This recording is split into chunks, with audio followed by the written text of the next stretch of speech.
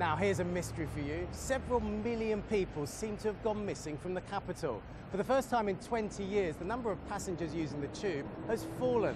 The latest figures show 20 million fewer journeys in the past year, even though the economy and the population have grown. City Hall is baffled, and the fall in tube revenue has resulted in an order for 27 new tube trains being axed. But where have all the commuters gone? We sent Mark Jordan to find out. Rush hour at Oxford Circus and the regular tube lockout due to overcrowding. Now, for anyone going through this hell, the very last thing you'd think the Underground would be worried about is falling numbers. But they are.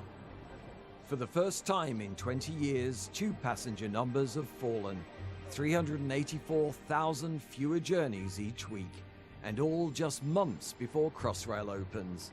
Even bigger falls on commuter lines, South Western down 9%. It's very serious for Transport for London because, of course, the Underground is the one part of Transport for London that does make a profit, and it subsidises all of the other operations. The economy is growing, but at City Hall, they fear winter is coming. If there is a drop-off in the economy, the first place it shows up in the whole UK is on the transport network in London. So it's a very, very fresh piece of information. And no sooner had the Deputy Mayor told me this, winter came in the biggest way. Was it a sign? So tough times for TfL. Well, we've commandeered the old tube carriage restaurant here at Walthamstow's Pump House Museum. 3 wise experts agreed to ride out the storm and help explain whatever happened to the missing commuters. It's not entirely surprising when you look at how expensive it is to both live and work in London that people will be actively seeking alternatives. New York is another example where they are seeing a drop in passenger numbers on their system. Technology is changing an awful lot about our relationship with the workplace, and it's disrupting the way that we used to work. So let's meet their missing prime suspects in this metro mystery. Tomorrow is my last day working in London. Goodbye to the commute from hell and to high childcare costs. No crowds, no costs, and I arrive at work much quicker. The bike. And I do my bit for the London economy right here at home. With falling tube revenues and a fares freeze, it's mind the gap. TfL just cancelled an order for 27 new tube trains. So let's meet our first missing suspects, the exiles. Redhill in Surrey. I'm visiting Amber Recruitment. They specialise in luring people out of the capital. There is certainly life after London. I'm currently travelling an hour and a half each way per day. Jenna's 3-hour daily round trip is 15 hours a week. It means she spends an entire month of every year on a train. Then add the strikes, the cost and the overcrowding. I've handed my notice in at my current workplace. She's not alone. We have lots of delays, lots of cancellations, so that'll be by 10:30, and I left at 7 a.m. This is the reason I am giving up the commute. London is where you get the well-paid jobs. London is where you get the status, where you get the better career options. But not so anymore. Companies down here are beginning to cotton onto the fact that we can nab these people. We've had enough. I think the time and the cost is adding more burden. I think children, family situations, change. I think they need to be educated that there are good jobs locally, which we're doing. We've seen in London and the South East a doubling of house prices over the last decade, but that inflation is now ebbing. Indeed, in London they fell back by 5% over the last calendar year. I suspect we're going to see more of that as people understand and appreciate that they no longer have to pay to be right in the heart of London unless that's where they absolutely want to live. But not all missing commuters have left the capital. Within a generation, cycling in London has tripled. The future is massively bright for cycling. We're seeing a shift in infrastructure, we're seeing a shift in politics. Apps have actually now made it possible to unlock a bike anywhere around you, take that bike with you to exactly where you need to go and station it there again, and then unlock another one and take it to where you want to go again. So by creating great bike lanes, TfL's losing money on the tubes? They used to probably use the bus or the tube and pay into the funds for TfL, but they're not doing so anymore. So Transport for London now has a big sort of challenge ahead of how we're going to keep paying for that cycling infrastructure. And it's not just bikes. Uber's low-cost cars are stealing tube passengers.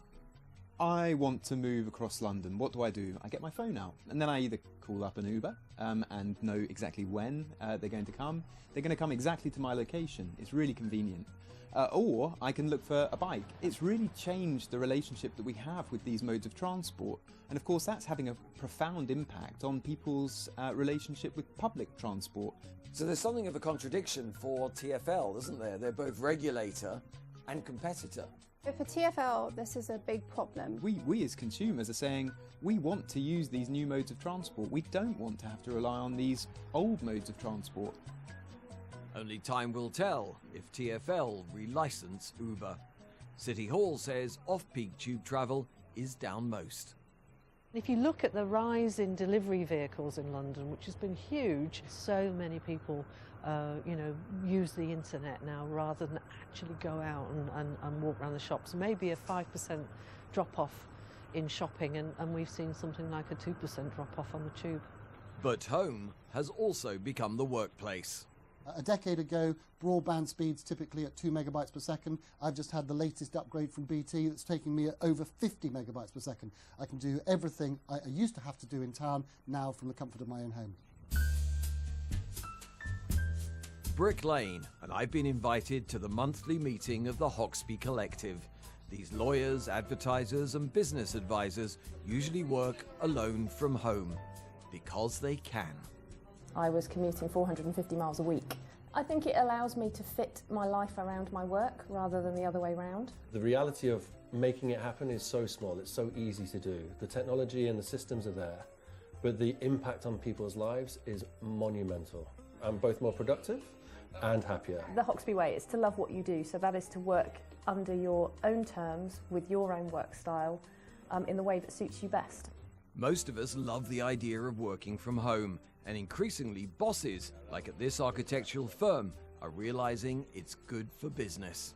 If you want numbers, then if you think about every square feet of office space in central London, it's probably worth £1,000. Somebody working at a desk traditionally would take 100 square feet, so that desk space is worth £100,000. So you can see that the fewer of those that you need, the less the cost to your business, and in a dramatic way. Add to that, Ben was losing talented young staff due to the cost of London living. Hi, Charlotte. So he introduced part-time working from home. It allows us to keep staff that we might otherwise lose. We have one employee who lives in Darlington, works from home a couple of days a week. So for the likes of TfL, this makes a significant difference. They've got to change their plans. In many cases, they'll have to rip up their revenue predictions and change the way that they operate. All London's plans, like the proposed Crossrail 2, are still built on ever-growing demand. Beyond the M25, they've spotted London's fall in passenger journeys. London does have a system that's fit for purpose. So what we are saying is the north of England must now come to the front of the queue when it comes to future transport investment. The drop-off in demand has been about 2% over the last year. The long-term trends are still for economic and population growth. Are you worried? This is something new, so anything new worries us. It's just that life is changing.